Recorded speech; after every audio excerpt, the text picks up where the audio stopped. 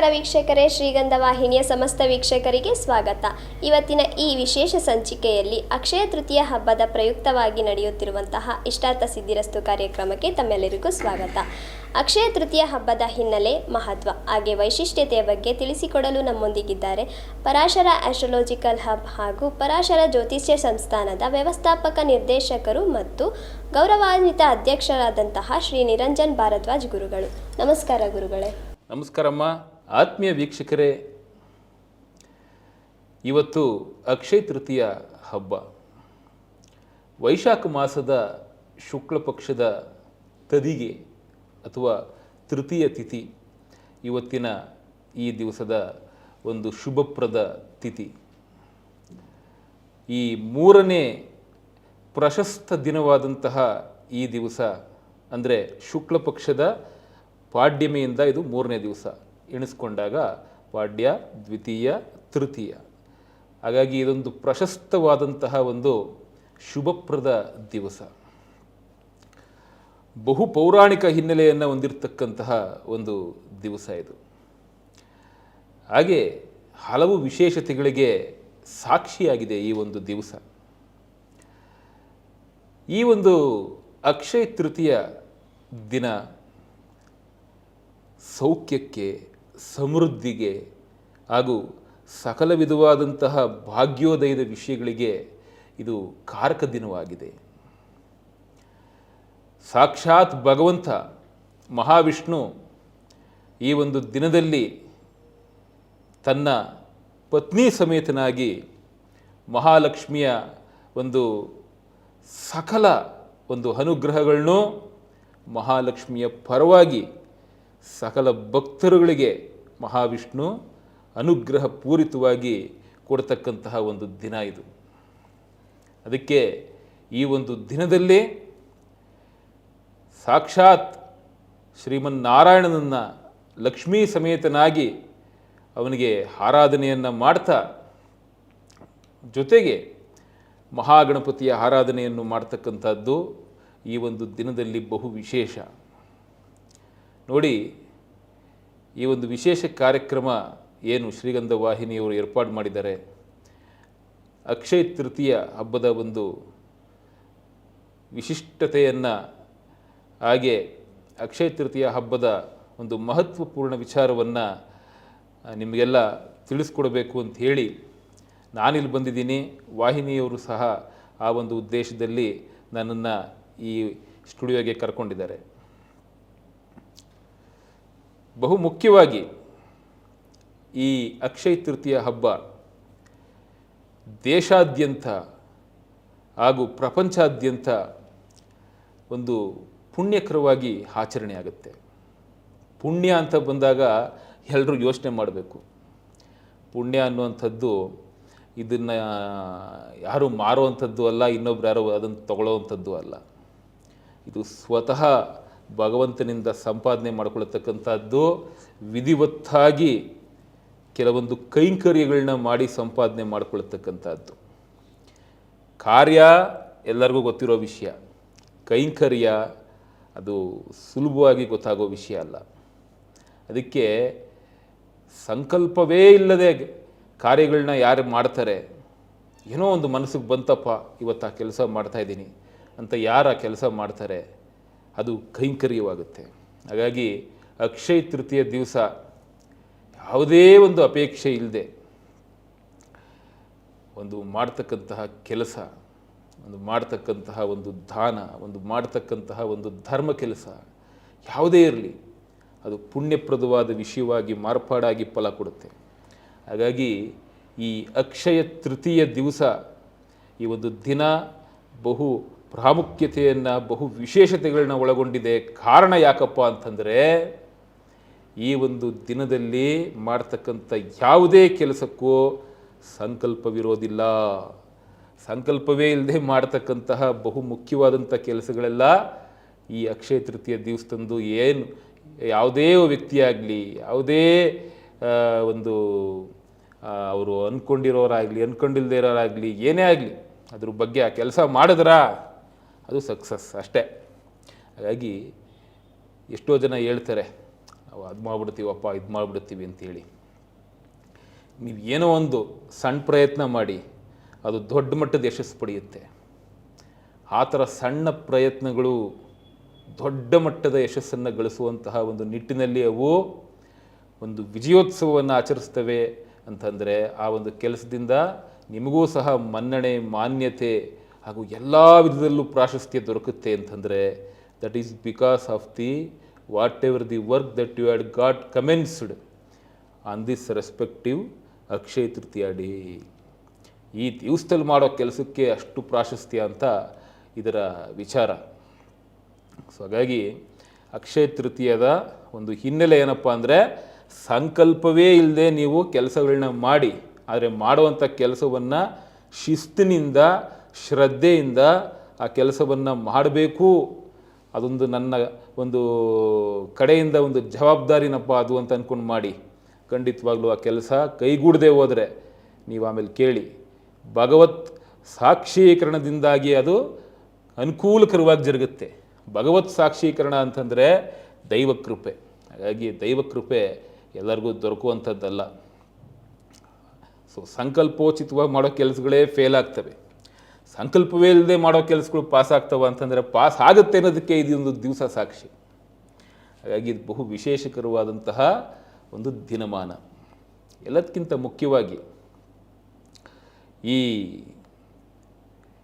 ಅಕ್ಷಯ ತೃತೀಯದ ದಿವಸ ಬಹು ವಿಶೇಷತೆಗಳು ಇರತಕ್ಕಂಥದ್ದು. ಅದರಲ್ಲಿ ಮೊದಲನೇದು ಪರಶುರಾಮ ಜಯಂತಿ ಅಂಥೇಳಿ. ಪರಶುರಾಮರು ಮಹಾವಿಷ್ಣುವಿನ ದಶಾವತಾರದಲ್ಲಿ 6ನೇ ಅವತಾರ. ಷಷ್ಠಾವತಾರಿಯಾದಂತಹ ಪರಶುರಾಮರು ಏನು ಈ ಒಂದು ದಿನದಲ್ಲಿ ಆರಿದ್ರಾ ನಕ್ಷತ್ರದ ಸಂದರ್ಭದಲ್ಲಿ ಹುಟ್ಟುತ್ತಾರೆ. ಸೊ ಪರಶುರಾಮ ಸ್ವಾಮಿ ಏನು ಷಷ್ಠಾವತಾರಿಯಾದ ಮಹಾವಿಷ್ಣುವಿನ ಜನ್ಮ ಆಗುತ್ತೆ ಈ ಒಂದು ಸಂದರ್ಭದಲ್ಲಿ. ನೋಡಿ, ಭಾರ್ಗವರಾಮ ಅಂತ ಮತ್ತೊಂದು ಹೆಸರು ಪರಶುರಾಮನಿಗೆ. ಈ ಪರಶುರಾಮ ಸ್ವಾಮಿ ದೇವರ ಒಂದು ಅವತಾರ ಅದೆಷ್ಟೋ ಒಂದು ವಿಚಾರಗಳನ್ನ ಈ ಅವತಾರದಲ್ಲಿ ಸ್ವಾಮಿ ಜನಗಳಿಗೆ ಮತ್ತು ಭಕ್ತರುಗಳಿಗೆ ಕೊಟ್ಟಿದ್ದಾನೆ. ಅದರಲ್ಲಿ ಬಹಳ ವಿಶೇಷ ಏನಪ್ಪ ಅಂದರೆ ತಂದೆ ತಾಯಿನ ದೇವರಿಗಿಂತ ಹೆಚ್ಚಾಗಿ ಕಾಣಬೇಕು, ದೇವರಿಗಿಂತ ತಂದೆ ತಾಯಿ ದೊಡ್ಡವರು ಅಂತ ತೋರಿಸ್ಕೊಟ್ಟಂಥ ವಿಚಾರ. ತಂದೆ ಹೇಳಿದಂಥ ಮಾತನ್ನು ಶಿರಸಾವಹಿಸಬೇಕು ಅಂತಕ್ಕಂಥದ್ದು ನಮ್ಮ ಪಟ್ಟಾಭಿರಾಮನ ಒಂದು ಮನೋ ಇಂಗಿತವೂ ಅದೇ ಆಗಿತ್ತು, ಪರಶುರಾಮರ ಮನೋ ಇಂಗಿತವೂ ಅದೇ ಆಗಿತ್ತು. ಹಾಗಾಗಿ ಅವರು ಕೊಟ್ಟಂತಹ ಒಂದು ಶಿಷ್ಟಾಚರಣೆಯ ನಿಯಮಗಳು ಇವು. ಏಕೆಂದರೆ ಶಿಷ್ಟತನ ಅನ್ನುವಂಥದ್ದೇ ದೊಡ್ಡತನ, ಅದಕ್ಕಿಂತ ದೊಡ್ಡತನ ಇನ್ನೊಂದಿಲ್ಲ. ಆ ಶಿಷ್ಟತನದಲ್ಲಿ, ಶಿಷ್ಟಾಚಾರದ ಲೆಕ್ಕಾಚಾರದಲ್ಲಿ ಬರ್ತಕ್ಕಂತಹ ಒಂದು ನೀತಿ ವಿಚಾರ ಏನಪ್ಪ ಅಂದರೆ ತಂದೆ ತಾಯಿನ ದೇವರಿಗಿನ್ನ ದೊಡ್ಡವರಾಗಿ ಕಾಣಬೇಕು ಅಂತ ಹೇಳಿ, ಅದು ಶಿಷ್ಟತನ ಅಂತ ಹೇಳ್ತಕ್ಕಂಥ ವಿಚಾರ. ಅಂಥ ಶಿಷ್ಟತನಗಳನ್ನು ಜಗತ್ತಿಗೆ ತೋರಿಸ್ಕೊಟ್ಟಂತಹ ಪುಣ್ಯಾತ್ಮರಲ್ಲಿ ಪರಶುರಾಮರು ಒಬ್ಬರು. ಹಾಗೆ ಪರಶುರಾಮರು ಪಿತೃವಾಕ್ಯ ಪರಿಪಾಲನೆಗಾಗಿ ಈ ರೀತಿ ಕೆಲಸ ಮಾಡ್ತಕ್ಕಂಥದ್ದು. ಅವ್ರಿಗೆ ಗೊತ್ತಿತ್ತು, ತಾಯಿಯನ್ನು ಖಂಡಿತವಾಗ್ಲೂ ನನ್ನ ತಂದೆ ಹತ್ರ ಹೇಳಿ ಉಳಿಸ್ಬೋದು ಅಂತ ಗೊತ್ತಿತ್ತು. ಆ ಗೊತ್ತಿದ್ರಿಂದಲೇ ಅವರು ಈ ರೀತಿ ಒಂದು ತಂದೆಯ ವಾಕ್ಯದಂತೆ ಅವರು ಆ ಒಂದು ತಂದೆ ಮಾತನ್ನ ಮೀರಬಾರ್ದು ಅಂತ ಹೇಳಿ ಆ ಥರ ಒಂದು ಕೆಲಸವನ್ನು ಮಾಡಿದ್ರು. ಬಟ್ ತದನಂತರದಲ್ಲಿ ಅಷ್ಟೇ ಒಂದು ವಾತ್ಸಲ್ಯಮಯದಿಂದ ನನಗೆ ಅಮ್ಮ ಬೇಕು ಅಂತ ಅವ್ರು ಕೇಳ್ತಾರೆ. ಏನು ಬೇಕು ಹೇಳಪ್ಪ ನಿನಗೆ ಅಂತ ಅವ್ರ ತಂದೆ ಕೇಳಿದಾಗ, ನನಗೆ ತಾಯಿ ಕೊಡು, ನನ್ನ ತಾಯಿಗೆ ಮರುಜೀವ ಕೊಡಪ್ಪ ಅಂತ ಅವರು ಶಿರಸಾವಹಿಸಿ ಕೇಳ್ಕೊತಾರೆ. ಹಾಗಾಗಿ ಜಮದಗ್ನಿಗಳು ತದನಂತರದಲ್ಲಿ ರೇಣುಕಾದೇವಿಯನ್ನು ಬದುಕಿಸ್ತಾರೆ. ತನ್ನ ತಾಯಿಯನ್ನು ಮತ್ತೆ ನೋಡಿದಂತಹ ಪರಶುರಾಮರು ಆ ಒಂದು ಮಾತೃ ವಾತ್ಸಲ್ಯದಿಂದ, ಹಾಗೆ ಒಂದು ವಿಶೇಷಕರವಾದಂತಹ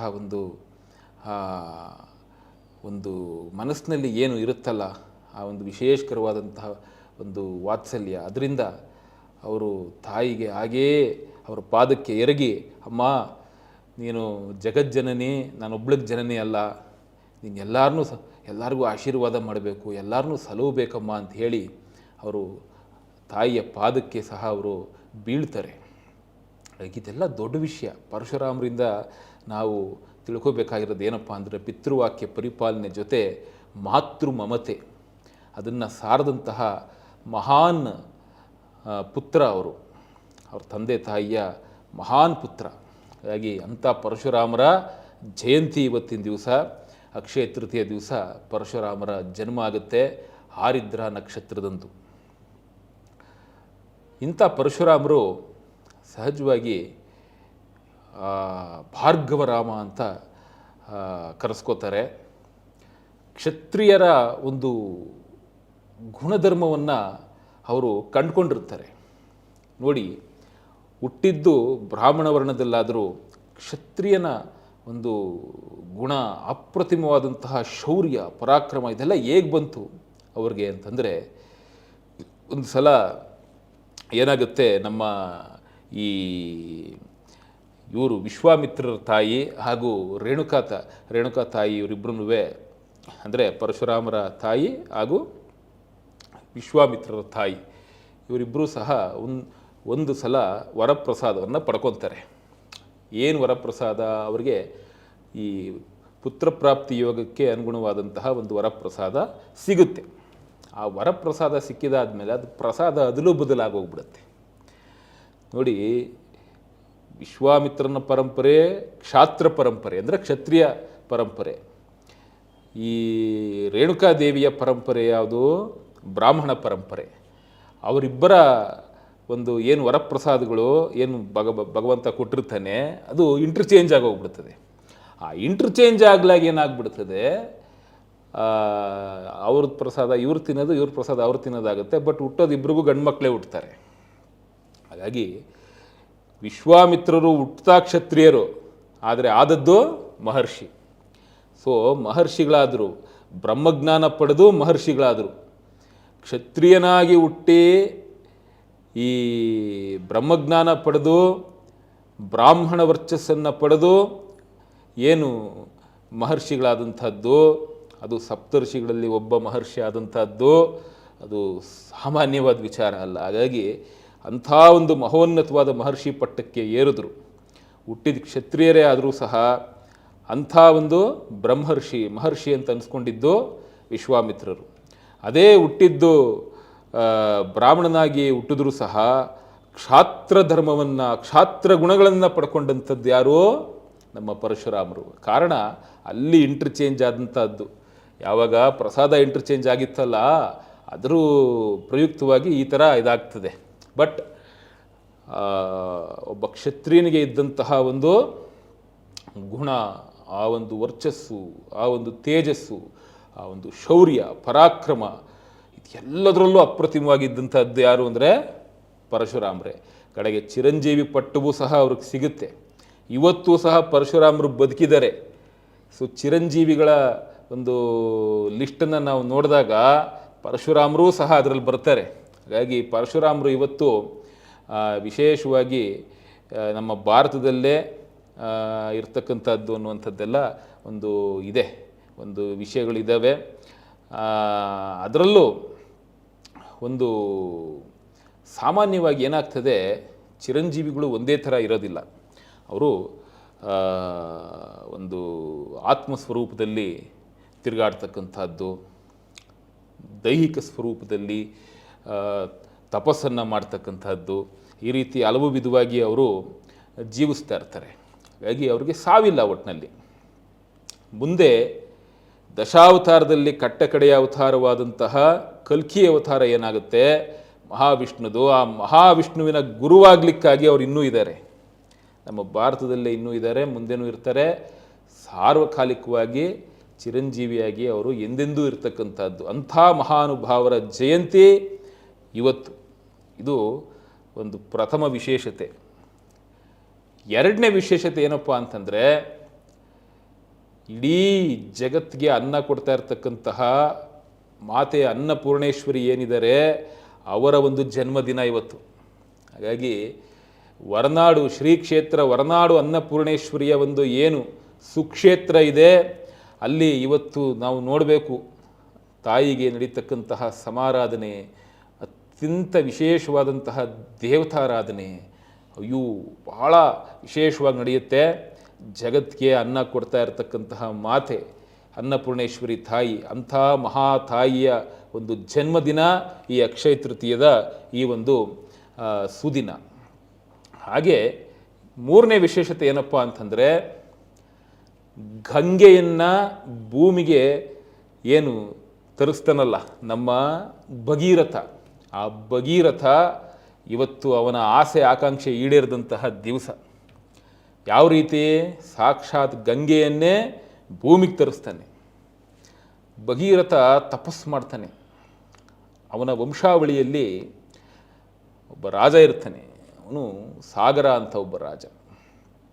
ಆ ಸಾಗರ ರಾಜ ಮತ್ತು ಅವನ 60,000 ಜನ ಮಕ್ಕಳು. ನೋಡಿ, ಇದನ್ನು ಊಹೆ ಮಾಡ್ಕೊಳ್ಳೋದು ಭಾಳ ಕಷ್ಟ. 60,000 ಜನ ಮಕ್ಕಳು ಅಂದರೆ ಊಹೆ ಮಾಡ್ಕೊಳ್ಳೋದು. 101 ಜನ ಮಕ್ಕಳು ಕೌರವರಿಗೆ ಇತ್ತು ಅನ್ನೋದೇ ದೊಡ್ಡ ವಿಷಯ ಆಗಿತ್ತು. ಅದು ದ್ವಾಪರ ಯುಗದಲ್ಲಿ. ಸೊ ಈ ಭಗೀರಥ ಎಸ್ಪೆಷಲಿ ಅವನ ವಂಶಾವಳಿಯಲ್ಲಿ ಏನು ಈ ಸಾಗರ ಅನ್ನುವಂತಹ ರಾಜ ಮತ್ತು ಅವನ ಕೆಳಗಡೆ ಬರ್ತಕ್ಕಂತಹ 60,000 ಜನ ಮಕ್ಕಳು, ಅವನ ಕೆಳಗಡೆ ಬಂದಿರತಕ್ಕಂಥವನು ಭಗೀರಥ. ಈ ಭಗೀರಥ ಏನು ಮಾಡ್ತಾನೆ, ಇವರು ಇಷ್ಟೂ ಜನಗಳಿಗೆ ಅವನ ಇಂದಿನ ವಂಶಾವಳಿಯಲ್ಲಿ ಅವನ ವಂಶದ ಪರಂಪರೆಯಲ್ಲಿ ಬಂದಿರತಕ್ಕಂತಹ ಈ ಹಿಂದೆ ಹೋದಂತಹ ಇಷ್ಟೂ ಜನ ಪೂರ್ವಜರಿಗೆ ಶಾಪ. ಯಾರಿಂದ ಶಾಪನಪ್ಪ ಅಂದರೆ ಕಪಿಲ ಮಹರ್ಷಿಯಿಂದ ಶಾಪ ಬಂದಿರ್ತದೆ. ಈ ಕಪಿಲ ಮಹರ್ಷಿಯಿಂದ ಬಂದಿರತಕ್ಕಂತಹ ಶಾಪದ ವಿಮೋಚನೆಗಾಗಿ ಅವನೇನು ಮಾಡ್ತಾನೆ, ಯಾಗಗಳನ್ನ ಮಾಡ್ತಾನೆ, ಸಾಕಷ್ಟು ತಪಸ್ಸು ಮಾಡ್ತಾನೆ, ಬ್ರಹ್ಮದೇವನನ್ನ ಕುರಿತು ತಪಸ್ಸನ್ನು ಮಾಡ್ತಾನೆ.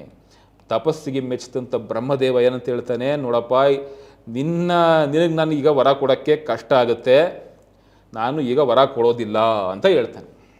ಏನಪ್ಪ ಭಗವಂತ, ನಿನ್ನನ್ನೇ ನಂಬಿ ನಾನು ಇಷ್ಟೆಲ್ಲ ನಿನ್ನಿಂದ ವರ ಪಡಿಬೇಕು ಅಂತ ಇಷ್ಟೆಲ್ಲ ಮಾಡಿದ್ದೀನಿ, ನೀನು ನನಗೆ ವರನೇ ಕೊಡೋದಿಲ್ಲ ಅಂತ ಹೇಳ್ತೀಯಲ್ಲ ಅಂತ ಹೇಳ್ತಾನೆ.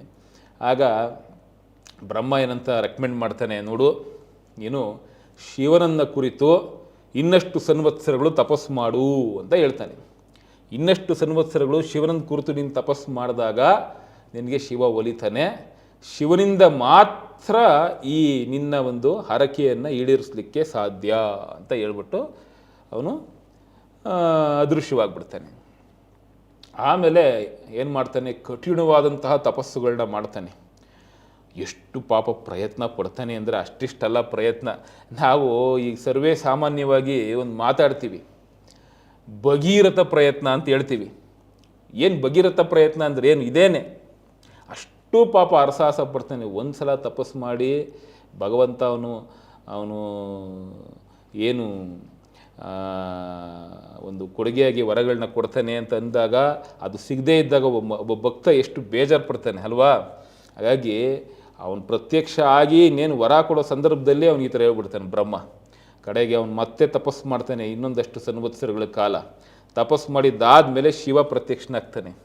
ಶಿವನಲ್ಲಿ ಕೇಳ್ಕೊತಾನೆ, ಅಪ್ಪ ನನ್ನ ಪೂರ್ವಜರಿಗೆ ಬಂದಿರತಕ್ಕಂಥ ಶಾಪವನ್ನು ನೀನು ವಿಮೋಚನೆ ಮಾಡಬೇಕು ತಂದೆ, ಅವಾಗ ಮಾತ್ರ ನಾನು ನಿನ್ನ ಭಕ್ತನಾಗಿದ್ದಕ್ಕೂ ಸಾರ್ಥಕ ಅಂತ ಹೇಳ್ತಾನೆ.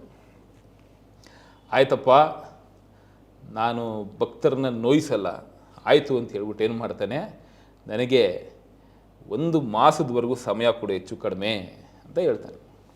ಆಯಿತು ಅಂತ ಹೇಳಿ ಅಷ್ಟರೊಳಗೆ ಏನಾಗಿರುತ್ತದೆ, ಗಂಗೆ ಹೆಚ್ಚು ಕಡಿಮೆ ಗಂಗೆ ಶಿವನನ್ನು ಹೇಗಾದರೂ ಪಡಿಬೇಕು ಅಂಥೇಳಿ ಭೂಮಿಯಿಂದ ಕೈಲಾಸಕ್ಕೆ ಬಂದುಬಿಟ್ಟಿರ್ತಾಳೆ. ಭೂಮಿನಲ್ಲಿ ರಕ್ಕಸರ ಕಾಟ ಜಾಸ್ತಿನಪ್ಪ. ಹರಿಷಡ್ವರ್ಗಗಳ ಒಂದು ಮೇಳಕ್ಕೆ ತತ್ತರಿಸಿ ಹೋಗ್ಬೇಕಾಗ್ತದೆ. ಹರಿಷಡ್ವರ್ಗಗಳಿಂದ ನಾನು ಬಚಾವಾಗಿ ಕೈಲಾಸದಲ್ಲಿ ಕೈಲಾಸವಾಸಿಯಾದಂತಹ ಶಿವನ ಹತ್ರ ಹೋಗಬೇಕು ಅಂತ ಬಂದುಬಿಡ್ತಾಳೆ. ಕಡೆಗೆ ಒಂದು ಇದಾಗುತ್ತೆ, ಏನೋ ಮಾತುಕತೆ ಆಗುತ್ತೆ. ಶಿವ ಕೇಳ್ತಾನೆ, ಏನು ನಿಂದು ಇದು ಅಂತ ಕೇಳ್ತಾನೆ. ಅದಕ್ಕೆ ನಾನು ಭೂಮಿಗೆ ಹೋಗಲ್ಲ, ನನಗೆ ಸಾಕಾಗಿದೆ ಭೂಮಿನಲ್ಲಿ, ಅಲ್ಲಿ ನನಗೆ ವಿಶಾಲವಾದಂತಹ ಒಂದು ಇದು ಏನು ಒಂದು ಬದುಕುವಂತಹ ಒಂದು ವಿಷಯ, ವಿಶಾಲವಾಗಿ ನನಗೆ ಅಂತಲೇ ಒಂದು ವಿಶಾಲವಾದಂತಹ ಒಂದು ಜಾಗ ಅಷ್ಟೆಲ್ಲ ನಿರ್ಮಾಣ ಮಾಡ್ತಕ್ಕಂಥದ್ದು ಕಷ್ಟ. ಹಾಗಾಗಿ ನಾನು ಅಲ್ಲಿ ಸ್ವತಂತ್ರಳಾಗಿರ್ಲಿಕ್ಕೆ ಅಂತ ಹೇಳ್ಬಿಟ್ಟು ಏನು ಮಾಡ್ತಾಳೆ ತಾಯಿ, ಅಲ್ಲೇ ಇರ್ತೀವಿ ಅಂತ ಬಂದಿರ್ತಾಳೆ. ಕಡೆಗೆ ಮಾತಿನ ಒಂದು ಈ ಒಂದು ಏನಂತಾರೆ ಮಾತುಕತೆ ಮತ್ತು ಮಾತಿನ ಘರ್ಷಣೆಗಳು ಕೆಲವೊಂದು ಆಗುತ್ತೆ. ಆದರೆ ಸಕಾರಾತ್ಮಕವಾಗಿರುತ್ತೆ ಮಾತಿನ ಘರ್ಷಣೆಗಳು. ಶಿವನಿಗೂ ಮತ್ತು ಗಂಗೆಗೂ ಅಷ್ಟು ಬೇರೆ ಥರ ಇರೋದಿಲ್ಲ. ಸೊ ಅದು ಮಾತಿನ ಕಲಹ ಅಲ್ಲ ಅಥವಾ ಜಗಳ ಅಲ್ಲ, ಸಕಾರಾತ್ಮಕವಾದ ಸಂಘರ್ಷಣೆ ಇರುತ್ತೆ. ಆ ಸಂಘರ್ಷಣೆಯ ಮೂಲಕ ಏನಾಗ್ತದೆ, ತದನಂತರದಲ್ಲಿ ಶಿವ ಹೇಳ್ತಾನೆ, ಇಲ್ಲ ನೀನು ಅರಿಬೇಕಾಗ್ತದೆ ಅಂತ ಹೇಳ್ತಾನೆ. ಹಾಗಾದರೆ ನನ್ನ ಒಂದು ಕೋರಿಕೆ ನೀನು ಈಡೇರಿಸಲೇಬೇಕು ಶಿವ ಅಂತ ಕೇಳ್ಕೊತಾಳೆ. ಏನು ಹೇಳು ಅಂತ ಹೇಳ್ತಾನೆ.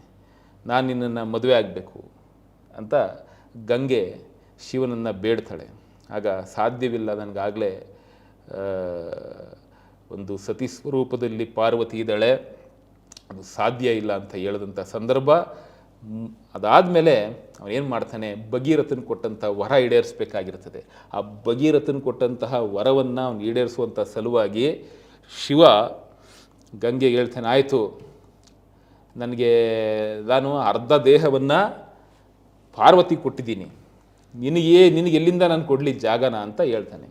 ಆಗ ಒಂದು ಆಯಿತು, ನಿನಗೆ ಇದೊಂದೇ ಕಡೆ ಜಾಗ ಇರತಕ್ಕಂಥದ್ದು, ನನ್ನ ಶಿರಸ್ಸಿನ ಮೇಲೆ ನೀನು ಬಂದು ಕೂತ್ಕೋ ಅಂತ ಹೇಳ್ತಾನೆ. ಆವಾಗ ಶಿರಸ್ಸಿನ ಮೇಲೆ ಗಂಗೆಯ ಒಂದು ಆಹ್ವಾನ ಆಗುತ್ತೆ ಶಿವನಿಂದ. ಶಿರಸ್ಸಿನ ಮೇಲೆ ಬಂದು ಕೂತ್ಕೊತಾಳೆ. ಸೊ ಅಲ್ಲಿಂದ ಆಚೆಗೆ ಶಿವಗಂಗೆ ಅಂತ ಒಂದು ನಿಜವಾದಂತಹ ಒಂದು ಜೋಡಿ ಪದ ಉಡ್ಕೊಳ್ಳತಕ್ಕಂಥದ್ದು, ಶಿವಗಂಗಾ ಅಥವಾ ಶಿವಗಂಗೆ. ಹಾಗಾಗಿ ಈ ಶಿವನಿಗೆ, ಈ ಕೈಲಾಸ ವಾಸನಿಗೆ, ಅದಕ್ಕೆ ಅವನು ಹೇಳ್ತಾನೆ ಶಿರಚಾರಿಣಿ ಅಂತ ಹೇಳ್ತಾನೆ. ಶಿರಚಾರಿಣಿ, ಶಿವನ ಶಿರಚಾರಿಣಿಯಾಗಿ ನೀನು ಬಾ ಅಂತ ಹೇಳ್ತಾನೆ. ಹಾಗಾಗಿ ಶಿವನ ಶಿರಚಾರಿಣಿಯಾಗಿ ಬಂದಂತಹ ಮಹಾದೇವತೆ ಗಂಗೆ, ಅವಳು 7 ಪ್ರಮುಖವಾದಂತಹ ಒಂದು ಏನಂತ ಹೇಳ್ತೀವಿ, ಆ ಒಂದು ವೇಸ್ ಅಂತ ಹೇಳ್ತೀವಿ, ಅಂದರೆ ದಾರಿಗಳು. ಆ 7 ಪ್ರಮುಖವಾದಂತಹ ದಾರಿಗಳ ಮೂಲಕ ಭೂಮಿಯನ್ನು ಸೇರುತ್ತಾಳೆ ತಾಯಿ. ಹಾಗಾಗಿ ಗಂಗೆ ಶಿವನ ಮುಡಿಯೇರಿ ಶಿವನ ಶಿರಚಾರಿಣಿಯಾಗಿ ಏನು ತದನಂತರದಲ್ಲಿ ಈ 7 ಸ್ಟ್ರೀಮ್ಸ್ನಲ್ಲಿ, ಅಂದರೆ 7 ಸ್ಟ್ರೀಮ್ಸ್ನಲ್ಲಿ ಅಥವಾ 7 ವಿಧವಾದಂತಹ ವಿವಿಧ ದಾರಿಗಳಲ್ಲಿ ಅವಳು ಭೂಮಿಯನ್ನು ತಲುಪ್ತಾಳೆ. ಆ ಭೂಮಿಯನ್ನು ತಲುಪಿದಂತಹ ವಿಶೇಷಕರವಾದ ದಿವಸವೇ ಈ ಅಕ್ಷಯ ತದಿಗೆ ಅಥವಾ ಅಕ್ಷಯ ತೃತೀಯ ದಿನ. ಹಾಗಾಗಿ ಭೂಮಿ ಮೇಲೆ ಗಂಗೆಯ ಒಂದು ಅವತರಣವಾಗುತ್ತೆ. ಆ ಅವತರಣಿಕೆಯ ದಿನವೇ ಈ ಅಕ್ಷಯ ತದಿಗೆ, ವಿಶೇಷಕರವಾದ ದಿವಸ. ಅವತ್ತು ಸಂಪ್ರೀತನಾಗ್ತಾನೆ ಯಾರು, ಭಗೀರಥ. ಅದಕ್ಕೆ ಅವನ ವಿಶೇಷಕರವಾದ ಪ್ರಯತ್ನವನ್ನು ಭಗೀರಥ ಪ್ರಯತ್ನ ಅಂತ ಹೇಳ್ತಕ್ಕಂಥದ್ದು. ಹಾಗೆ ಆ ಭಗೀರಥ ಗಂಗೆಯನ್ನು ಶಿವನ ಮೂಲಕ ಈ ಭೂಮಿಗೆ ತರಿಸಿ ಅವನು ಕೇಳ್ಕೊತಾನೆ.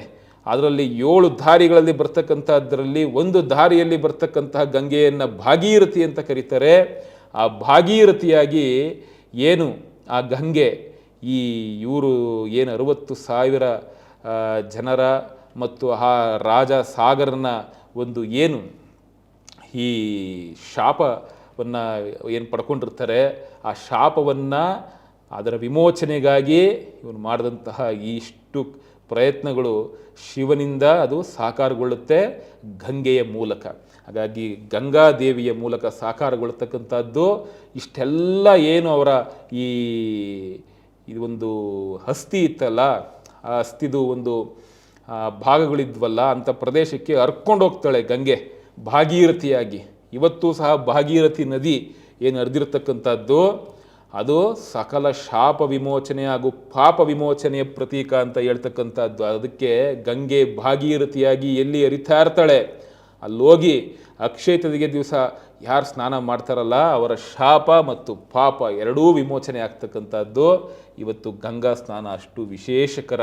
ಅದಕ್ಕೆ ಕಾಶಿ ವಿಶ್ವನಾಥನ ಸನ್ನಿಧಿಯಲ್ಲಿ ಹಾಗೂ ಹಲವು ಏನು ಗಂಗಾ ತೀರಗಳಲ್ಲಿ ಇವತ್ತಿನ ದಿವಸ ಒಂದು ಪ್ರಾತಃ ಕಾಲದಲ್ಲಿ ಮಾಡ್ತಕ್ಕಂತಹ ಸ್ನಾನ ಬಹು ವಿಶೇಷ ಅಂದರೆ ಬಹು ವಿಶೇಷ, ಅದರಲ್ಲಿ ಬೇರೊಂದು ಮಾತಿಲ್ಲ. ಹಾಗಾಗಿ ಇವತ್ತಿನ ದಿವಸ ಭಗೀರಥ ಶಿವನ ಮೂಲಕ ಗಂಗೆಯನ್ನು ಭೂಮಿಯಲ್ಲಿ ಏನು ಅವನು ಗಂಗೆ ಬರೋದಕ್ಕೆ ಒಂದು ಶಿವನ ಸಾಕಾರದಿಂದ ಸಾಧ್ಯ ಆಗುತ್ತೆ. ಆ ಭೂಮಿಗೆ ಗಂಗೆಯನ್ನು ತರಿಸಿದಂಥ ದಿವಸ ಈ ಅಕ್ಷಯ ತದಿಗೆಯ ಈ ಒಂದು ದಿವಸ. 4ನೇ ವಿಶೇಷತೆ ಏನಪ್ಪ ಅಂತಂದರೆ, ಏನು ಒಂದು ಅತ್ಯಂತ ಹೀನಾಮಾನವಾದಂತಹ ಒಂದು ದುಷ್ಕೃತ್ಯ ನಡೆಯುತ್ತೆ. ದುರ್ಯೋಧನ ದುಶ್ಯಾಸನ ಇಬ್ಬರು ಈ ಕೌರವರ ಸಭೆಯಲ್ಲಿ ನಡೆಸ್ತಕ್ಕಂತಹ ಈ ಒಂದು ದುಷ್ಕೃತ್ಯ, ಈ ದುಷ್ಕೃತ್ಯ ತಮ್ಮೆಲ್ಲರಿಗೂ ಗೊತ್ತಿರುವಂಥದ್ದೇನೆ. ಅದು ದ್ರೌಪದಿಯ ವಸ್ತ್ರಾಪಹರಣ. ಈ ದ್ರೌಪದಿಯ ವಸ್ತ್ರಾಪಹರಣದ ಸಂದರ್ಭದಲ್ಲಿ ಏನು ಸಾಕ್ಷಾತ್ ಪರಮಾತ್ಮ ಆಪದ್ಬಾಂಧವನಾದಂತಹ ಶ್ರೀಕೃಷ್ಣ, ಇಂಥ ಶ್ರೀಕೃಷ್ಣ ಪರಮಾತ್ಮ ದ್ರೌಪದಿ ತಾಯಿಗೆ ಸಹಸ್ರಾರು ಸೀರೆಗಳನ್ನು ಕೊಟ್ಟಂತಹ ಒಂದು ನಿದರ್ಶನ. ಆ ಒಂದು ನಿದರ್ಶನ ಪ್ರಾಯಯುಕ್ತವಾದಂತಹ ದಿನವೇ ಈ ಅಕ್ಷಯ ತೃತೀಯ. ಇಂಥ ಒಂದು ದಿನದಲ್ಲಿ ಹೇಯ ಕೃತ್ಯವನ್ನು ನಡೆಸೋದಕ್ಕೆ ಮುಂದಾಗ್ತಾರೆ ಈ ದುರ್ಯೋಧನ ಹಾಗೂ ದುಶ್ಯಾಸನ. ಅಂಥ ಮಹಾತಾಯಿ ದ್ರೌಪದಿಯನ್ನು ನಾವು ಮಹಾಸತಿಯರ ಒಂದು ಲಿಸ್ಟ್ನಲ್ಲಿ ಒಂದು ಉಲ್ಲೇಖಿತವಾಗಿ ಹೇಳ್ತಕ್ಕಂಥದ್ದು. ಅಂಥ ದ್ರೌಪದಿಗೆ ಇಂಥ ಒಂದು ಹೀನಾಮಾನವಾದಂತಹ ಒಂದು ಪ್ರಸಂಗ ಏನು ಒದಗುತ್ತೆ ಈ ಇಬ್ಬರು ದುರುಳರಿಂದ.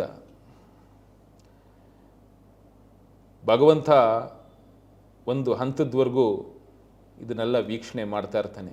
ಯಾವಾಗ ದ್ರೌಪದಿ ಕೃಷ್ಣ ನಾನು ಕಾಪಾಡು ಅಂತ ಹೇಳಿ ಎರಡೂ ಕೈಗಳನ್ನ ಒಂದು ಕೈ ಎತ್ತಿ ಮುಗಿಯುವಂತಹ ಒಂದು ಪ್ರಸಂಗ, ಎರಡೂ ಕೈಗಳನ್ನ ಎತ್ಬಿಟ್ಟು ಅವಳು ಮುಗಿತಾಳೆ ತಾಯಿ. ಅದರಿಂದಾಗಿ ಕೃಷ್ಣ ಪ್ರಸನ್ನನಾಗಿ ಸಹಸ್ರಾರು ಸಂಖ್ಯೆಯಲ್ಲಿ ಸೀರೆಗಳನ್ನ ಕೊಡ್ತಾನೆ, ಮಾನವನ್ನು ಕಾಪಾಡ್ತಾನೆ. ಸಾಕ್ಷಾತ್ ಭಗವಂತ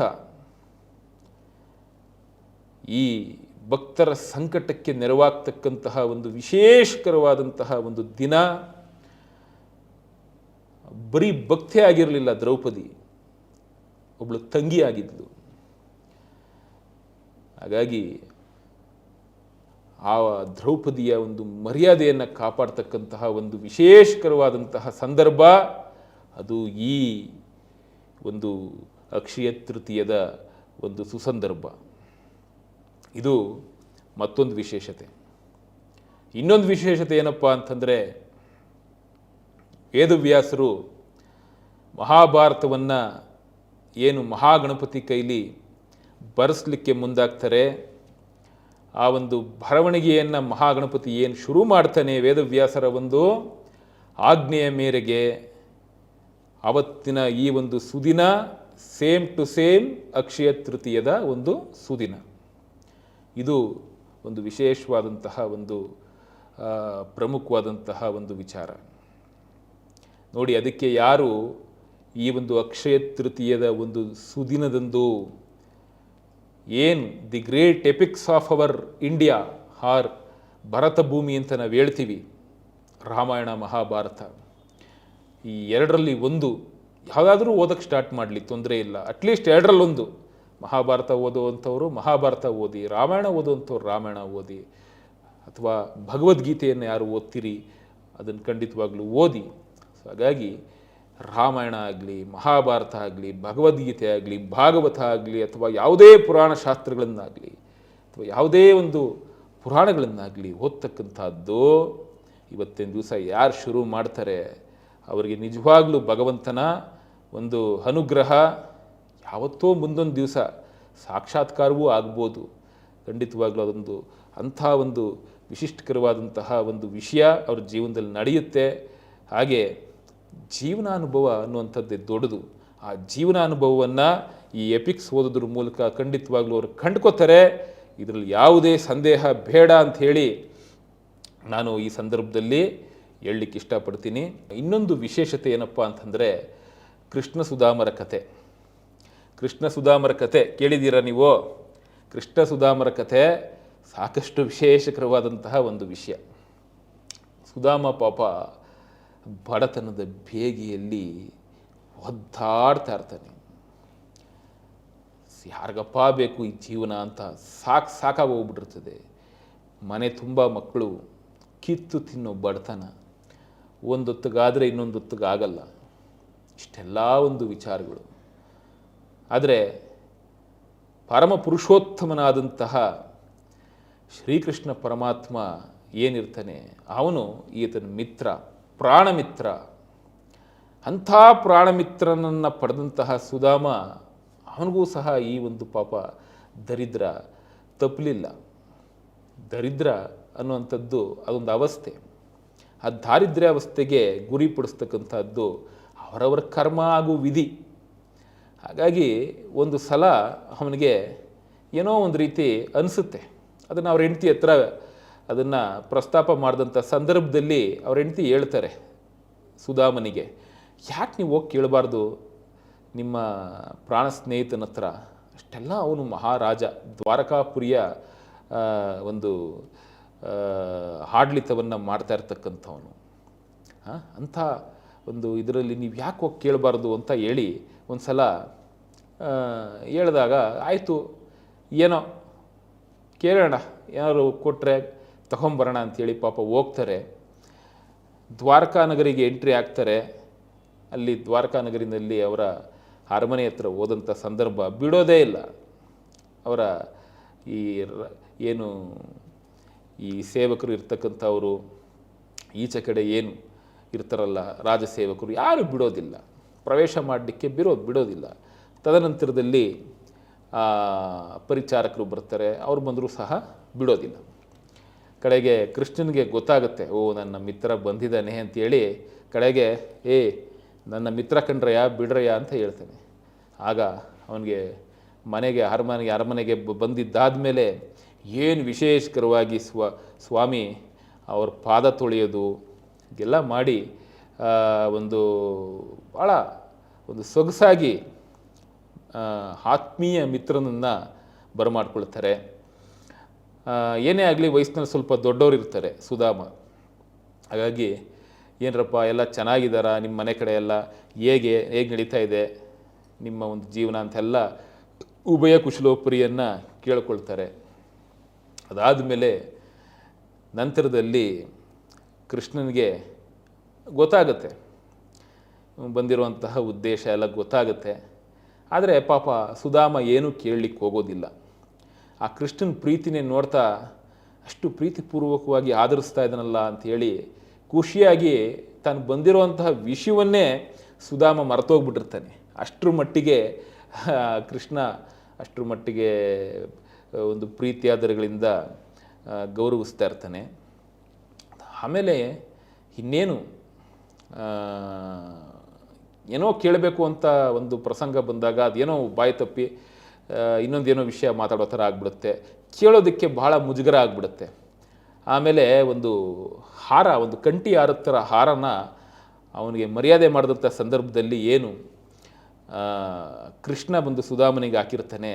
ಕಡೆಗೆ ಕೃಷ್ಣ ಬಂದು ಏನು ಮಾಡಿಬಿಡ್ತಾನೆ, ಅದನ್ನು ಸಹ ತೆಗೆದಿಟ್ಬಿಡಪ್ಪ, ದಾರಿಯಲ್ಲಿ ನೀನು ಹೋಗುವಂಥ ಸಂದರ್ಭದಲ್ಲಿ ಯಾರಾದರೂ ಕಳ್ಳರು ಬಂದ್ಬಿಟ್ಟು ನಿನ್ನ ಜೀವಕ್ಕೇನಾದರೂ ಹಾನಿ ಮಾಡಿ ಇದನ್ನು ತೊಗೊಂಡೋಗ್ಬಿಟ್ರೆ ನನಗೆ ಭಾಳ ನೋವಾಗುತ್ತೆ ಸುಧಾಮ, ಬೇಡಪ್ಪ ತೆಗೆದಿಟ್ಬಿಡು ಅಂತೇಳಿ ಅದನ್ನು ಸಹ ತೆಗೆದಿಡಿಸಿ ಪಾಪ ಅವರು ಹೊರಡೋವಂಥ ಸಂದರ್ಭದಲ್ಲಿ ಒಂದು ಬೀಳ್ಕೊಡುಗೆಯನ್ನು ಮಾಡ್ತಾರೆ. ಆ ಟೈಮಲ್ಲಿ ಇನ್ನೇನು ಬೀಳ್ಕೊಡುವಂಥ ಸಂದರ್ಭದಲ್ಲೂ ಏನೋ ಕೇಳಬೇಕು ಅಂತ ಅನಿಸುತ್ತೆ, ಬಟ್ ಆದರೂ ಕೇಳೋದಿಲ್ಲ ನಮ್ಮ ಸುಧಾಮರು. ಕಡೆಗೆ ಇನ್ನೇನು ಅವ್ರ ಮನೆ ತಲುಪಬೇಕು ಅಷ್ಟರೊಳಗೆ ಅವರ ಒಂದು ಬೀದಿಗೆ ಬರುವಂಥ ಸಂದರ್ಭದಲ್ಲಿ ಅವ್ರ ಮಕ್ಕಳೆಲ್ಲ ಏನು ಸ್ಪೆಷಲ್ ಆಗಿರೋ ಡ್ರೆಸ್ಸಸ್ನೆಲ್ಲ ಹಾಕ್ಕೊಂಡು ಏನು ಮೈ ತುಂಬ ಒಡವೆಗಳನ್ನ ಹಾಕ್ಕೊಂಡು ಸುತ್ತಾಡ್ತಾ ಇರ್ತಾರೆ. ನನ್ನ ಮಕ್ಕಳು ಇಷ್ಟು ಇದಾಗಿ ಸುತ್ತಾಡ್ತಾ ಇದ್ದಾರಲ್ಲ ಅಂತ ಹೇಳಿಬಿಟ್ಟು ಕಡೆಗೆ ಹೋಗಿ ನೋಡ್ತಾನೆ, ಅವನ ಸುಧಾಮನ ಒಂದು ಗುಡಿಸ್ಲು ಎಲ್ಲ ಹೊರಟೋಗಿ ಅರಮನೆ ಆಗೋಗ್ಬಿಟ್ಟಿರ್ತದೆ. ಅವ್ರ ಹೆಂಡ್ತಿ ಬಂದು, ಏನೂ ಗೊತ್ತಿಲ್ಲ ರೀ, ಯಾರೋ ರಾಜಭಟ್ರು ಬಂದಿದ್ದರು, ಸುಮಾರು ಎಲ್ಲ ಕೊಟ್ಬಿಟ್ಟು ಹೋದರು. ಹಾಗೆ ಒಂದು ವಿಶೇಷಕರವಾದಂತಹ ಒಂದು ಅರಮನೆಯ ಸ್ವರೂಪದಲ್ಲಿರ್ತಕ್ಕಂಥ ಮನೆ, ಅದು ರಾತ್ರೋರಾತ್ರಿ ನಿರ್ಮಾಣವಾಗೋಗ್ಬಿಟ್ಟಿದೆ, ಗೊತ್ತಿಲ್ಲ ಅದು ಯಾವ ರೀತಿ ನಿರ್ಮಾಣವಾಯಿತು ಅಂತ. ಇದು ಯಾವುದೋ ಮಾಯಾಶಕ್ತಿಯಿಂದ ಆಗಿರ್ಬೋದು, ಇರಲಿ. ಇದೆಲ್ಲ ನನ್ನ ಅನಿಸಿಕೆ, ನೀವು ಮೋಸ್ಟ್ಲಿ ಕೃಷ್ಣನ ಹತ್ರ ಹೋಗಿದ್ದಾಗೆಲ್ಲ ಕೇಳಿದ್ರಲ್ಲ, ಅದಕ್ಕೆ ಇದನ್ನೆಲ್ಲ ಕೊಟ್ಟಿರ್ಬೋದಲ್ವಾ ಅಂತ ಕೇಳ್ತಾರೆ. ಆಗ ಸುಧಾಮ ಹೇಳ್ತಾನೆ, ಇಲ್ಲಮ್ಮ, ನಾನು ಇದ್ರ ಬಗ್ಗೆ ಕೃಷ್ಣನ ಹತ್ರ ಪ್ರಸ್ತಾಪನೆ ಮಾಡಲಿಲ್ಲ, ಭಗವಂತನಿಗೆ ಗೊತ್ತು ನೋಡು.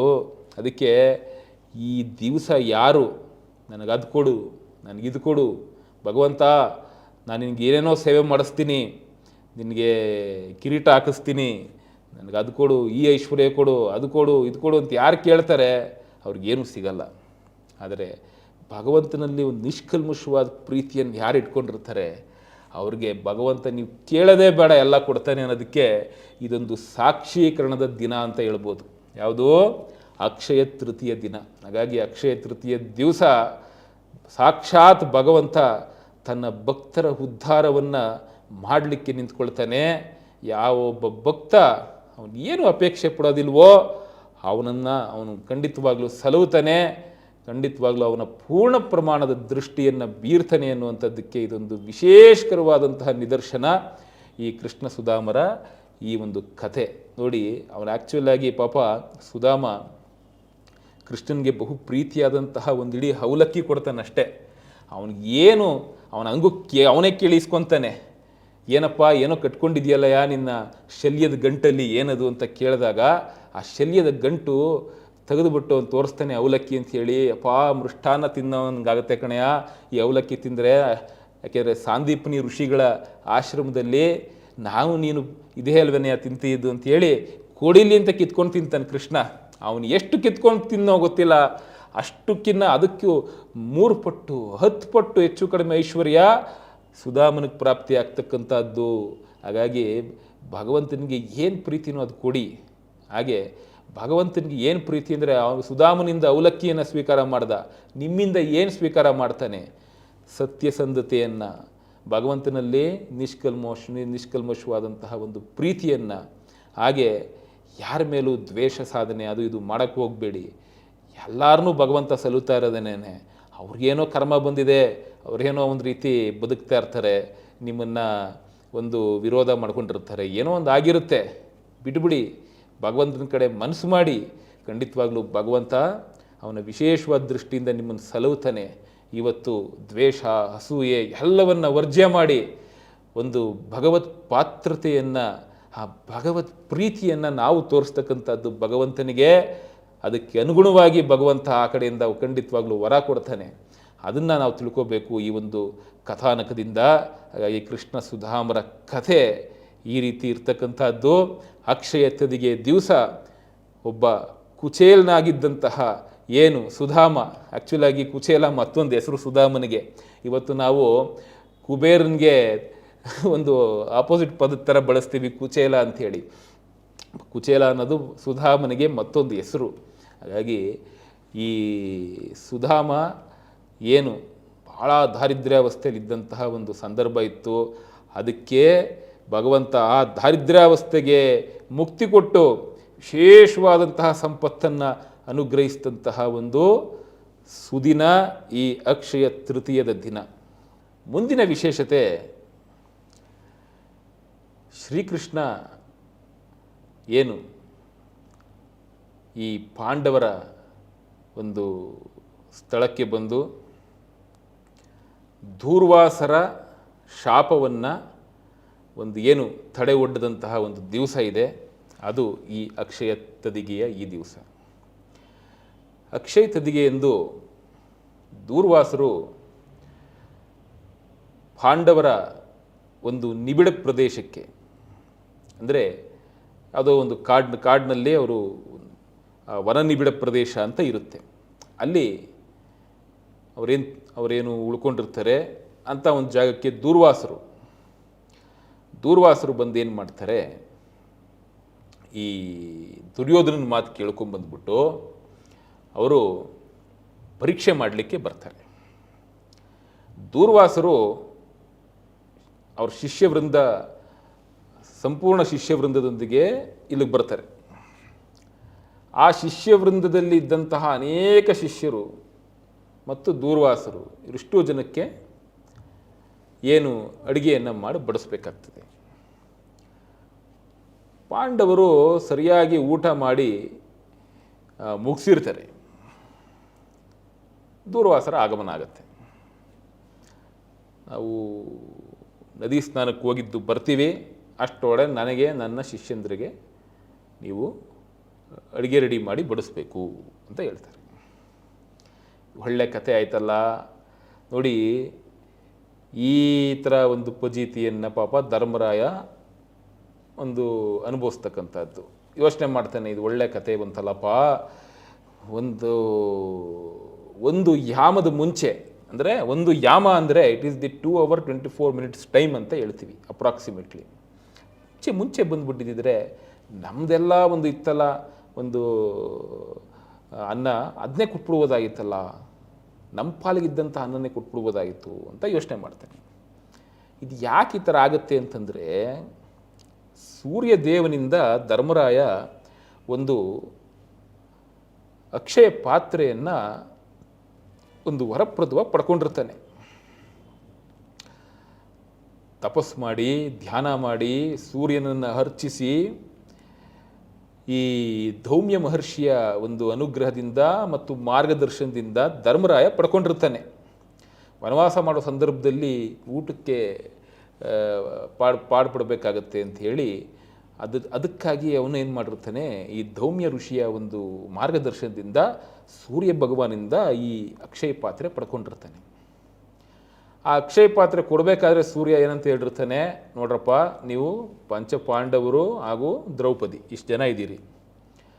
ದ್ರೌಪದಿ ಬಂದು ದೈನಂದಿನ ಊಟವನ್ನು ಮಾಡಿದ ಕೂಡಲೇ ಅಲ್ಲಿವರೆಗೂ ನಿಮಗೆ ಅನ್ನ ಬರುತ್ತೆ.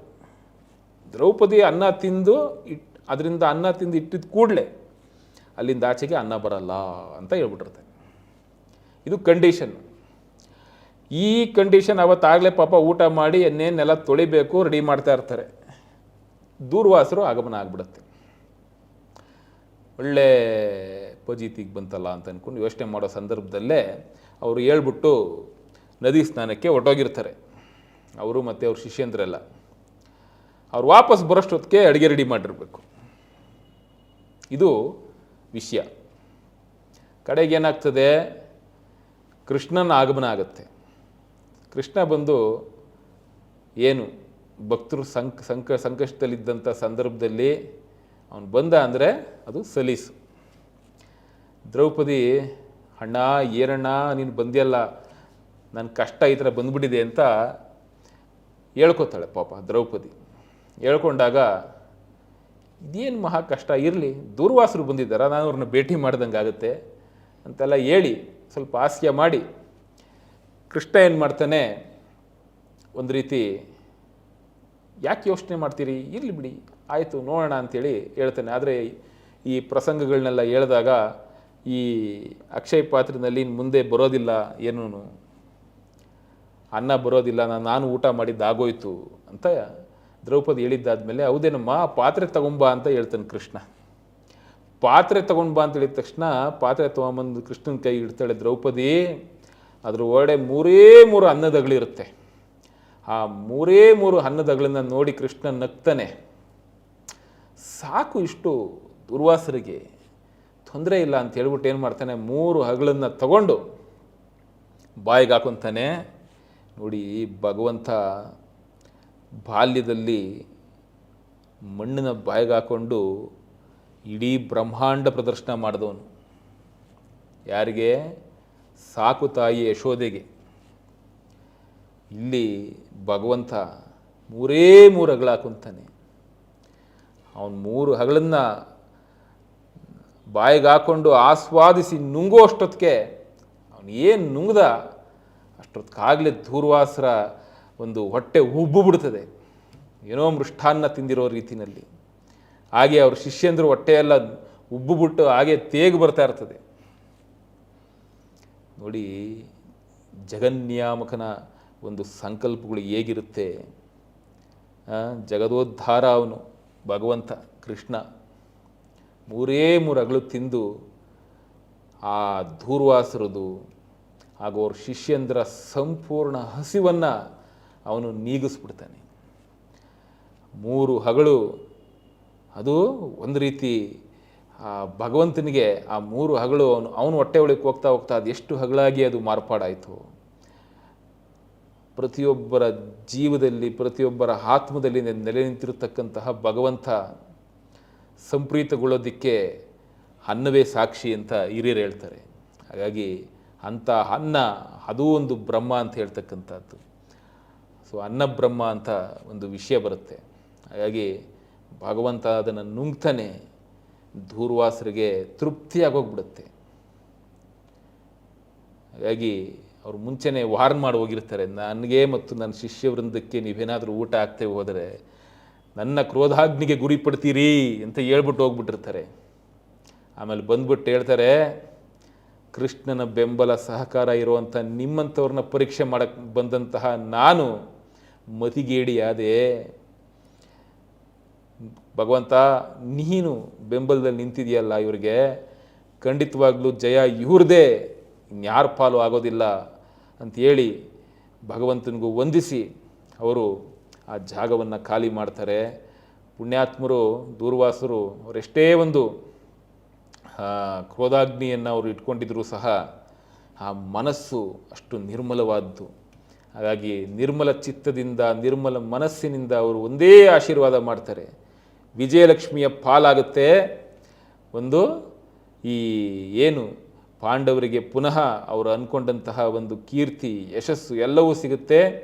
ವಿಜಯಲಕ್ಷ್ಮಿ ಪಾಂಡವರ ಪಾಲಾಗ್ತಾಳೆ, ಇದನ್ನು ತಪ್ಪಿಸೋಕ್ಕೆ ಯಾರ ಕೈಲೂ ಸಾಧ್ಯ ಇಲ್ಲ ಅಂತ ಹೇಳ್ಬಿಟ್ಟು ಅವರು ಒಂದು ವರವನ್ನು ಕೊಟ್ಟು ಅವರು ತಮ್ಮ ಶಿಷ್ಯರೊಂದಿಗೆ ತೆರಳ್ತಾರೆ. ಹಾಗಾಗಿ ಒಂದು ಭಗವಂತ 3 ಹಗಳು ತಿಂದು ಸಂಪನ್ನತೆಯನ್ನು ಕೊಟ್ಟ ದೂರ್ವಾಸರಿಗೆ. ಅಂಥ ಒಂದು ವಿಶೇಷಕರವಾದ ದಿವಸ ಈ ಅಕ್ಷಯ ತೃತೀಯ ಅಥವಾ ಅಕ್ಷಯ ತದಿಗೆಯ ದಿವಸ. ಇದು ಒಂದು ಪ್ರಮುಖವಾದಂತಹ ಪೌರಾಣಿಕ ವಿಶೇಷತೆ. ಮುಂದೆ ಮತ್ತೊಂದು ವಿಶೇಷತೆ ಇದೆ. ಆದಿಶಂಕರಾಚಾರ್ಯರು ಏನು ಮಹಾಲಕ್ಷ್ಮಿಯನ್ನು ಒಂದು ಪ್ರಾತ್ಯಕ್ಷಿಕ ಸ್ವರೂಪದಲ್ಲಿ ನೋಡುವಂತಹ ಸಲುವಾಗಿ ಒಂದು ಸ್ತೋತ್ರದ ರಚನೆಯನ್ನು ಮಾಡ್ತಾರೆ. ಮಹಾಲಕ್ಷ್ಮಿ ಯಾರಿಗೆ ತಾನೇ ಒಂದು ಮಹಾಲಕ್ಷ್ಮಿಯ ವರ ಬೇಡ, ಪ್ರತಿಯೊಬ್ಬರಿಗೂ ಬೇಕು. ಮಹಾಲಕ್ಷ್ಮಿಯ ಸ್ವರೂಪದಲ್ಲಿ ಒಂದು ವರಪ್ರದವಾದ ವಿಚಾರಗಳು ಯಾವುದೇ ಒಬ್ಬ ಮನುಷ್ಯನಿಗೆ ದೊರಕಿದಾಗ ಅವನು ಎಂಥ ಒಂದು ಅವಸ್ಥೆಯಲ್ಲಿದ್ದರೂ ಒಂದು ಶ್ರೀಮಂತಿಕೆಯ ಒಂದು ಸುಪ್ಪತ್ತಿಗೆಯಲ್ಲಿ ಅವನು ಮೆರೆಯುವಂತಹ ಒಂದು ಸಂಪನ್ನತೆ ಅವನಿಗೆ ದೊರಕುತ್ತೆ. ಇದು 100ಕ್ಕೆ 100ರಷ್ಟು ಸತ್ಯ. ಹಾಗೆ ಶ್ರೀಮಂತಿಕೆ ಜೊತೆ ಧೀಮಂತಿಕೆ ಇದ್ದರೆ ಎಲ್ಲವನ್ನ ನಡೆಸ್ಕೊಂಡು ಹೋಗುವಷ್ಟು ಒಂದು ಶಕ್ತಿ ಎಲ್ಲವೂ ದೊರಕುತ್ತೆ. ಹಾಗಾಗಿ ಅದರ ಸಲುವಾಗಿ ಒಂದು ಸ್ತೋತ್ರ ರಚನೆ ಮಾಡೋಣ ಅಂಥೇಳಿ ಶಂಕರಾಚಾರ್ಯರು ಮುಂದಾಗುವಂಥದ್ದು. ಅಂತಹ ಸಂದರ್ಭದಲ್ಲಿ ಅವರು ಕನಕದಾರ ಸ್ತೋತ್ರ ಅಂಥೇಳಿ ಒಂದು ಸ್ತೋತ್ರ ರಚನೆ ಮಾಡ್ತಾರೆ. ಆ ಸ್ತೋತ್ರವನ್ನು ರಚನೆ ಮಾಡಿದ್ದಾದಮೇಲೆ ಅವ್ರು ಹೇಳಿ ಮುಗಿಸೋಷ್ಟೊತ್ತಿಗೆ ದೇವಿ ಒಂದು ಪ್ರಸನ್ನಳಾಗಿ ಮಹಾಲಕ್ಷ್ಮಿ ಅವರಿಗೆ ಆ ಒಂದು ಸುವರ್ಣ ಮಳೆಯನ್ನು ದೇವಿ ಸುರಿಸ್ತಾಳೆ. ದೇವಿಗೆ ಸಂಪ್ರೀತವಾದಂತಹ ಕನಕದಾರ ಸ್ತೋತ್ರ ರಚನೆಯಾದಂತಹ ಒಂದು ಸುದಿನ ಈ ಅಕ್ಷಯ ತೃತೀಯದ ಈ ಒಂದು ದಿನ. ಹಾಗಾಗಿ ಒಟ್ಟಾರೆ ಅಕ್ಷಯ ತೃತೀಯದ ಒಂದು ವೈಶಿಷ್ಟ್ಯಪೂರ್ಣ ವಿಚಾರಗಳು ಇಷ್ಟೆಲ್ಲ ಇದೆ. ಹಾಗೆ ಇನ್ನೂ ವಿಶೇಷತೆಗಳ ಬಗ್ಗೆ ಮಾತಾಡ್ಬೋದು.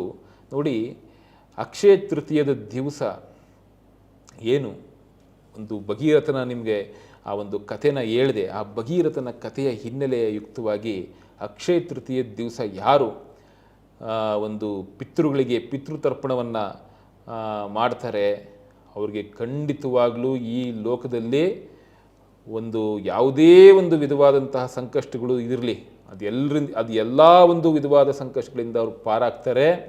ಇದರಲ್ಲಿ ಸಂದೇಹನೇ ಬೇಡ ಅಂತ ಹೇಳುತ್ತೆ ಶಾಸ್ತ್ರಗಳು. ಹಾಗಾಗಿ ಪಿತೃತರ್ಪಣ ಮಾಡಲಿಕ್ಕೆ ಇದೊಂದು ವಿಶೇಷಕರವಾದ ದಿವಸ.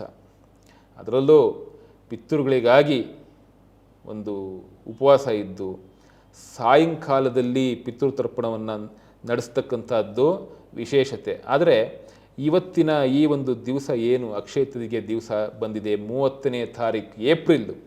ಈ 30ನೇ ತಾರೀಕು ಏಪ್ರಿಲ್ಲು ಮಧ್ಯಾಹ್ನ 2 ಗಂಟೆ 2:30 ಒಳಗಡೆ ಈ ಒಂದು ತಿಥಿ ಮುಗಿದೋಗ್ತಾ ಇದೆ. ಹಾಗಾಗಿ ಈ ಮಧ್ಯಾಹ್ನದ ಸಂದರ್ಭದಲ್ಲಿ ಒಂದು ಪಿತೃತರ್ಪಣವನ್ನು ಕೊಡ್ಬೋದು. ಸೊ ಖಂಡಿತವಾಗಲೂ ಉತ್ತಮವಾದಂತಹ ಒಂದು ವಿಚಾರ. ಹಾಗಾಗಿ ಪಿತೃತರ್ಪಣವನ್ನು ಈ ದಿವಸ ಯಾರ್ಯಾರು ತಮ್ಮ ಪಿತೃಗಳ ಸದ್ಗತಿಗಾಗಿ ಈ ಒಂದು ಪಿತೃತರ್ಪಣವನ್ನು ಕೊಡ್ತೀರಿ, ಅವರ ಬಾಳು ಬಂಗಾರವಾಗುತ್ತೆ. ಖಂಡಿತವಾಗಲೂ ವಿಶೇಷಕರವಾಗಿ ಅವರಿಗೆ ಅನುಗ್ರಹ ಭಗವಂತನ ಮೂಲಕ ಹಾಗೇ ಆಗುತ್ತೆ. ಹಾಗೆ ಬಹುತೇಕರಿಗೆ ಇವತ್ತು ಬಂಗಾರ ಖರೀದಿ ಮಾಡಬೇಕು ಅನ್ನೋ ಆಸೆ ಇರುತ್ತೆ. ಖಂಡಿತವಾಗ್ಲೂ ತಪ್ಪಲ್ಲ. ಬಂಗಾರ ಖರೀದಿ ಮಾಡಿ, ಹಾಗೆ ಬೆಳ್ಳಿ ಖರೀದಿ ಮಾಡಿ, ಅಥವಾ ಯಾವುದೇ ತರಹದ ಒಂದು ಪ್ರೆಷಿಯಸ್ ಮೆಟೀರಿಯಲ್ಸ್ಗಳನ್ನ ಅಥವಾ ಪ್ರೆಷಿಯಸ್ ಸ್ಟೋನ್ಸ್ಗಳನ್ನ ನೀವು ಖರೀದಿ ಮಾಡಿ ಅದನ್ನು ಮನೆಗೆ ತೊಗೊಂಬಂದು ಪೂಜೆ ಮಾಡಿದ್ರೆ ಖಂಡಿತವಾಗ್ಲೂ ನಿಮಗೆ ಸಿದ್ಧಿ ಸಂಪನ್ನತೆಗಳು ದೊರಕುತ್ತೆ. ಅದರಲ್ಲಿ ಬೇರೊಂದು ಮಾತಿಲ್ಲ. ಆದರೆ ಕೆಲವೊಂದು ದಾನ ಧರ್ಮಗಳನ್ನು ಸಹ ಮಾಡಬೇಕು ಜೊತೆಗೆ. ಯಾಕೆಂದರೆ ಭಗವಂತನ ಹತ್ರ ನಾವು ಬರೀ ಕೇಳೋವಂತಹ ಒಂದು ವಿಚಾರ ಮಾತ್ರ ಇಟ್ಕೊಳ್ಳೋದು, ನಾವೇನು ಕೊಡೋವಂಥದ್ದಿಲ್ಲಪ್ಪ ಅನ್ನೋ ಥರ ಆದರೆ ನಿಮಗದು ಸಿದ್ಧಿ ಬರಲ್ಲ. ಹಾಗಾಗಿ ಕೊಡೋದಕ್ಕೆ ಆ ಒಂದು ದಾನ ಮಾಡಲಿಕ್ಕೂ ಸಹ ನಿಮ್ಮಲ್ಲಿ ಒಂದು ಮನಸ್ಸಿರಬೇಕು. ಅದಾದಮೇಲೆ ನಿಮ್ಮ ಒಂದು ಸಲುವಾಗಿ ನೀವು ಬೆಳ್ಳಿ ಖರೀದಿ ಮಾಡಿ, ಬಂಗಾರ ಖರೀದಿ ಮಾಡಿ, ಅಥವಾ ಯಾವುದೇ ತರಹದ ಒಂದು ಅಮೂಲ್ಯ ವಸ್ತುಗಳನ್ನ ತಾವು ತಗೋಬೋದು. ಖಂಡಿತವಾಗ್ಲೂ ತಪ್ಪೇನಿಲ್ಲ, ತಗೊಳ್ಳಿ. ಅದರಿಂದ ನಿಮಗೂ ಸಹ ಒಳ್ಳೆಯದಾಗತ್ತೆ. ವಿಶೇಷಕರವಾಗಿ ದಾನ ಧರ್ಮಗಳನ್ನ ಮಾಡ್ತಕ್ಕಂಥದ್ದು ಒಳ್ಳೆಯದು ಈ ಸಂದರ್ಭದಲ್ಲಿ. ಆಮೇಲೆ ಪೌರಾಣಿಕ ಹಿನ್ನೆಲೆಯಲ್ಲಿ ಇನ್ನೂ ಒಂದು ವಿಚಾರ ಹೇಳೋದಾದರೆ, ತ್ರೇತಾಯುಗ ಪ್ರಾರಂಭವಾದಂತಹ ಸುದಿನ ಇದು ಅಂತ ಹೇಳ್ತಾರೆ. ಹಾಗಾಗಿ ತ್ರೇತಾಯುಗ ಪ್ರಾರಂಭವಾದಂತಹ ಸುದಿನ ಅಂತಹ ಈ ಶಾಸ್ತ್ರಗಳು ಏನು ಹೇಳ್ತವಲ್ಲ, ಆ ವಿಚಾರದಲ್ಲಿ ಇವತ್ತಿನ ಈ ಸಂದರ್ಭ ಒಂದು ಈ ಏನು ಮಿಥಿಲಾ ನಗರಿಯಲ್ಲಿ ವಿಶೇಷವಾದಂತಹ ಒಂದು ಕಾರ್ಯಗಳು ನಡೆಯುತ್ತೆ. ಯಾಕಿದು ಮಿಥಿಲಾ ನಗರಿ ಬಗ್ಗೆ ಮಾತಾಡ್ತೀನಿ ಅಂದರೆ, ಸೀತಾದೇವಿಯ ಒಂದು ಜನ್ಮಸ್ಥಳ ಮಿಥಿಲಾ ನಗರಿ. ಅಂದರೆ ಸೀತಾದೇವಿ ಏನು ಭೂಮಿಯಲ್ಲಿ ಸಿಕ್ಕಂಥದ್ದು ಈ ಮಿಥಿಲೆಯ ನಗರಿಯ ರಾಜ, ಆ ಒಬ್ಬ ರಾಜನಿಗೆ ಸಿಕ್ಕಿರ್ತಕ್ಕಂತಹ ಒಂದು ವಿಶೇಷಕರವಾದ ಒಂದು ವಿಚಾರ. ಹಾಗಾಗಿ ಜನಕ ಮಹಾರಾಜನಿಗೆ ಸಿಕ್ಕಂಥದ್ದು ಈ ಸೀತಾಮಾತೆ ಈ ಅಕ್ಷಯ ತೃತೀಯ ದಿನದಿಂದ 6ನೇ ದಿನ, ಮುಂಬರುವಂತಹ 6ನೇ ದಿವಸ ನವಮಿಯ ದಿವಸ ಸಿಗುವಂಥದ್ದು. ಆದರೆ ಇವತ್ತಿನ ದಿವಸದಿಂದಲೇ ಎಲ್ಲ ವಿಧವಾದಂತಹ ಒಂದು ಸೇವೆಗಳು, ಕಾರ್ಯಗಳು, ವಿವಿಧ ಕೈಂಕರ್ಯಗಳು ಮಿಥಿಲಾ ನಗರಿಯಲ್ಲಿ ನಡೀತಕ್ಕಂಥದ್ದು. ಹಾಗಾಗಿ ಆ ಮಿಥಿಲೆಯ ರಾಜ, ಆ ರಾಜನ ಅನುಗ್ರಹ ಜನಗಳಿಗೆ ಒಂದು ಉತ್ಸವಪೂರ್ವಕವಾಗಿ ಈ ವೈಶಾಖ ಶುದ್ಧ ತದಿಗೆಯಿಂದ ನವಮಿವರೆಗೂ ನಡೀತಕ್ಕಂಥದ್ದು. ನವಮಿಯ ದಿವಸ ಸೀತಾ ಜಯಂತಿಯನ್ನು ಆಚರಣೆ ಮಾಡ್ತಕ್ಕಂಥದ್ದು. ಇದು ಒಂದು ಬಹು ವಿಶೇಷತೆ. ಇವತ್ತಿಂದ ಉತ್ಸವಗಳು ಆರಂಭವಾಗುತ್ತೆ ಸೀತಾದೇವಿಯ ಜನ್ಮಸ್ಥಳದಲ್ಲಿ. ಆಮೇಲೆ ಈ ಅಕ್ಷಯ ತೃತೀಯದ ಒಂದು ಮಹೋನ್ನತವಾದಂತಹ ಮತ್ತೊಂದು ವಿಚಾರ ಏನಪ್ಪ ಅಂತಂದರೆ, ಈ ನಮ್ಮ ಶಿವನಿಗೆ ಅಕ್ಷಯ ಅನ್ನುವಂತಹ ಒಂದು ಹೆಸರು ದೊರೆತಿರ್ತಕ್ಕಂಥದ್ದು. ಏನಿದು ಅಕ್ಷಯ ಅನ್ನುವಂಥ ಹೆಸರು ಯಾಕೆ ಬಂತು ಶಿವನಿಗೆ ಅಂತ ಅಂದಾಗ, ಶಿವ ಏನು ಮಾಡ್ತಾನೆ, ಸಾಕ್ಷಾತ್ ಮಹಾವಿಷ್ಣುವಿನ ಸ್ವರೂಪಿಯಾದಂತಹ ರಾಮದೇವರನ್ನು ಅವನು ಸದಾ ಜಪ ಮಾಡ್ತಾ ಇರ್ತಾನೆ. ಅದಕ್ಕೆ ವಿಷ್ಣು ಸಹಸ್ರನಾಮದಲ್ಲಿ ಈಶ್ವರ ಉವಾಚದಲ್ಲಿ ಬರ್ತಕ್ಕಂಥದ್ದು, ಶ್ರೀರಾಮ ರಾಮ ರಾಮೇತಿ ರಮೇ ರಾಮೇ ಮನೋರಮೆ ಸಹಸ್ರನಾಮ ತತ್ತುಲ್ಯಂ ರಾಮನಾಮ ವರಾನನೆ ಅಂತಕ್ಕಂತಹ ಈ ಒಂದು ಹುವಾಚನೆಯನ್ನು ಸಾಕ್ಷಾತ್ ಈ ಈಶ್ವರ ಹೇಳಿರ್ತಕ್ಕಂಥದ್ದು. ಹಾಗಾಗಿ ಈ ರಾಮನಾಮ ಸ್ಮರಣೆಯಿಂದಾಗಿ ಅವನಿಗೆ ಅಕ್ಷಯವಾದಂತಹ ಒಂದು ವರಗಳು ಪ್ರಾಪ್ತಿಯಾಗುತ್ತೆ. ಅದರಲ್ಲಿ ಸಾರ್ವಕಾಲಿಕವಾಗಿ ಅವನು ಅಕ್ಷಯಪ್ರದವಾಗಿ ಇರ್ತಕ್ಕಂಥವನು, ಅವನಿಗೆ ನಾಶ ಅನ್ನೋದೇ ಇಲ್ಲ, ಕ್ಷಯ ಅನ್ನೋದೇ ಇಲ್ಲ ಅನ್ನುವಂತಹ ಒಂದು ವಿಚಾರ. ಆ ಅಕ್ಷಯ ನಾಮಾಂಕಿತನಾದಂತಹ ನಮ್ಮ ಪರಶಿವ ಈಶ್ವರ ಅವನಿಗೆ ಈ ಒಂದು ವಿಶೇಷಕರವಾದಂತಹ ಪ್ರಾಪ್ತಿ ದೊರಕಿರುವಂತಹ ಒಂದು ವಿಚಾರ ಇದ್ದರೆ ಅದು ಅಕ್ಷಯ ತದಿಗೆಯ ಈ ದಿವಸ. ಹಾಗಾಗಿ ಅಕ್ಷಯ ತದಿಗೆಯ ದಿವಸ ಶಿವನಿಗೆ ಅಕ್ಷಯ ಅನ್ನುವಂತಹ ಹೆಸರು ಸಿಕ್ಕಿದೆ. ಅದಕ್ಕೆ ಇವತ್ತು ನಾವು ಶಿವನ ಸ್ಮರಣೆಯನ್ನು ಈ ಅಕ್ಷಯ ತದಿಗೆಯ ದಿವಸವೂ ಸಹ ಜಾಗರಣೆ ಮಾಡೋ ಮೂಲಕ ಶಿವನಾಮವನ್ನು, ಶಿವಪಂಚಾಕ್ಷರಿಯನ್ನು, ರುದ್ರಗಳನ್ನು ಹೇಳ್ಕೊಂಡು ಇವತ್ತು ಜಾಗರಣೆ ಮಾಡ್ತಕ್ಕಂಥ ಪ್ರತೀತಿಯೂ ಇದೆ.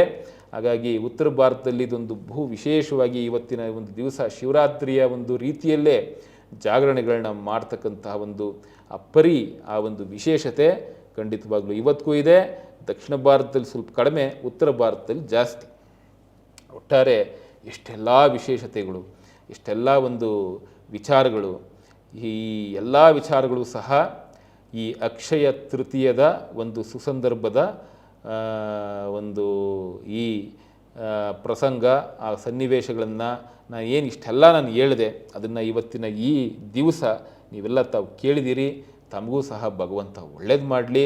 ಇವತ್ತಿನ ಈ ದಿವಸ ಈ ಸುಸಂದರ್ಭದಲ್ಲಿ ನಾನು ಈ ಪ್ರತಿಯೊಬ್ಬರಿಗೂ ಸಹ ಹೇಳುವಂಥದ್ದು ಏನಪ್ಪ ಅಂದರೆ, ಒಂದೇ ಒಂದು ಕಿವಿ ಮಾತು, ಕೊಡೋ ಕೈಯಾಗಿ ಬೇಡೋ ಕೈ ಆಗಬೇಡಿ. ಕೊಟ್ಟರೆ ಭಗವಂತ ಇನ್ಯಾವುದೋ ರೂಪದಲ್ಲಿ ಕೊಡ್ತಾನೆ, ಬೇಡೋ ಕೈ ಆದರೆ ಸಾಯೋವರೆಗೂ ಬೇಡ್ತಾ ಇರಬೇಕು. ಹಾಗಾಗಿ ಭಾರ ಅಂದರೆ ಯಾವುದು ಗೊತ್ತಾ? ಭೂಮಿನೇ ಭಾರ ಅಂತಾರೆ. ಭೂಮಿಗಿನ್ನ ಬಹುಭಾರ ಯಾವುದಪ್ಪ ಅಂದರೆ ಋಣ. ಆ ಋಣನ ಇಟ್ಕೊಂಡು ಸಾಯಬೇಡಿ, ಕೊಡೋ ಕೈಯಾಗಿ ಬೇಡೋ ಕೈ ಆಗಬೇಡಿ.